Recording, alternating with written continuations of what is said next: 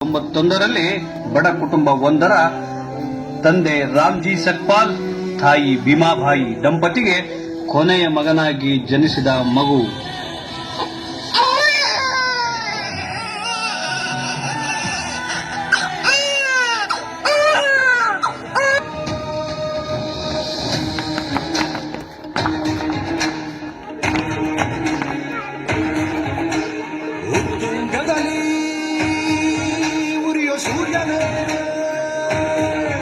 ನೀನು ಧೈರ್ಯದವರ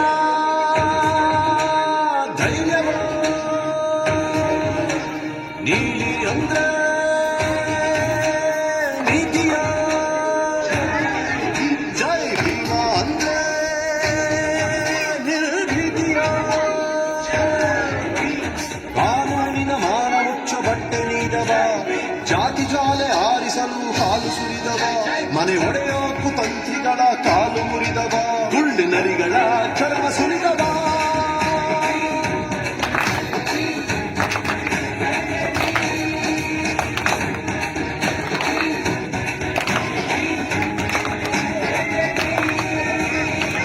ತಗೋ ಈ ಪುಸ್ತಕ, ಬರೆಯೋಕ್ ಶುರು ಮಾಡು. ಬರೀ ಪ್ರತಿ ಹೆಣ್ಣು ತನ್ನ ಸ್ವಂತ ಕಾಲ್ ಮೇಲೆ ನಿಂತ್ಕೋಬೇಕು ಅಂತ ಬರೀ. ಪ್ರತಿ ಹೆಣ್ಣಿಗೂ ಸ್ವಾತಂತ್ರ್ಯ ಸಿಗಬೇಕು ಅಂತ ಬರೀ. ಅವಳೆಷ್ಟು ಸಬಲೆ ಆಗ್ಬೇಕು ಅಂದ್ರೆ ಗಂಡನ ಮನೆಯಿಂದ ಓಡಿಸಿದ್ರು ಅವಳು ಸ್ವತಂತ್ರವಾಗಿ ಬದುಕಬೇಕು, ಸ್ವತಂತ್ರವಾಗಿ ದುಡಿಬೇಕು.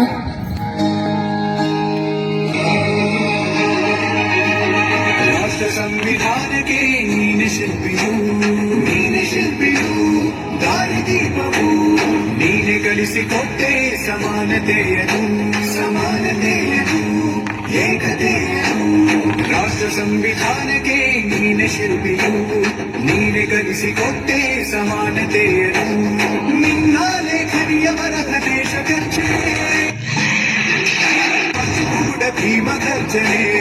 ನಾಯಕ ನೀನು ಭೀಮರ, ಮಹಾನಾಯಕ ನೀನು ಭೀಮರ, ನಾಯಕ ನೀನು ಭೀಮರ, ಮಹಾನಾಯಕ ನೀನು ಭೀಮರ. ನೊಂದ ಜನರಿಗೆ ನೀ ದೇವರ ಜಗತ್ತೇನಿದೆ ಜೈ ಭೀಮರ.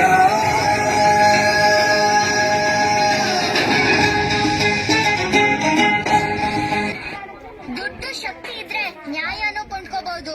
ಇವತ್ತೆಲ್ಲ ನಾಳೆ ಇಡೀ ವ್ಯವಸ್ಥೆನೆ ಬದಲಾಗತ್ತೆ. ಎಲ್ರಿಗೂ ನ್ಯಾಯ ಸಿಕ್ಕೇ ಸಿಗುತ್ತೆ. ಅವ್ರ ಹತ್ರ ದುಡ್ಡು ಇದ್ರೂ ಸರಿ, ಇಲ್ಲಾಂದ್ರೂ ಸರಿ. ಇನ್ಮೇಲೆ ಈ ಸಮಾಜದ ವ್ಯವಸ್ಥೆನ ಬದಲಾಯಿಸೋದೆ ನನ್ ಜೀವನದ ಗುರಿ ಆಗಿರುತ್ತೆ. ಎಲ್ರಿಗೂ ಸಮಾನವಾಗಿ ಬದುಕೋ ಹಕ್ಕು ಕೊಡ್ಸ್ತೀನಿ. ಅವ್ನು ಏನ್ ಹೇಳ್ತಾನೆ ಗೊತ್ತಾ? ಈ ವ್ಯವಸ್ಥೆನ ಸುಧಾರಿಸ್ತೀನಿ ಅಂತಿದ್ದಾನೆ. ಅವನ ಕೈಲಿ ಆಗುತ್ತೋ ಇಲ್ವೋ, ಆದ್ರೆ ಧೈರ್ಯ ಅಂತೂ ತೋರಿಸ್ತಿದ್ದಾನಲ್ಲ. ಸಲ್ಯೂಟ್ ಮಾಡು ಮತ್ತೆ.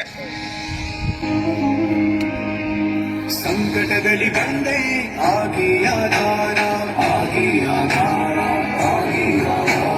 ನಿನ್ನಿಂದ ಅಸಮಾನತೆ ಈಗ ದೂರ. ಸಂಕಟದಲ್ಲಿ ಬಂದೆ ಆಗಿ ಆಧಾರ ನಿನ್ನಿಂದ ಅಸಮಾನತೆ ಈಗ ದೂರ. ನೀ ತೋರಿದ ದಾರಿ ದೇಶ ಸಾಗಿದೆ. ಸೂರು ನೀರು ಭೇದವೀಗ ದೂರವಾಗಿದೆ.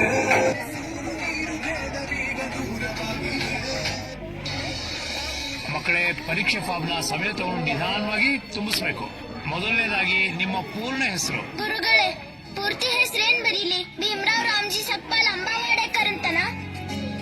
ನಿನ್ನ ಪೂರ್ತಿ ಹೆಸರನ್ನ ಹೀಗ್ ಬರಿ: ಭೀಮರಾವ್ ರಾಮ್ಜಿ ಅಂಬೇಡ್ಕರ್ ಅಂತ. ಅಂಬೇಡ್ಕರ್ ನಿಮ್ಮಪ್ಪ ನಾಮ ಅಲ್ವಾ? ಅದನ್ನ ನಾನ್ ಹೇಗ್ ಸೇರಿಸ್ಕೊಳ್ಳಿ? ಸೇರಿಸ್ಕೋ ಭೀಮ.